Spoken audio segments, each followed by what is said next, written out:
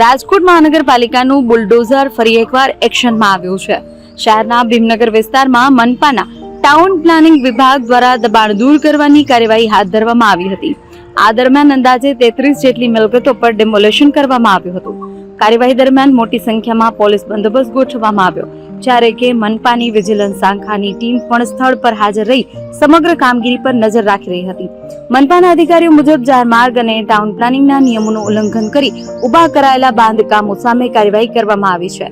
Demolition દરમિયાન સ્થાનિકોમાં થોડો સમય અફરાતફરીનો માહોલ સર્જાયો।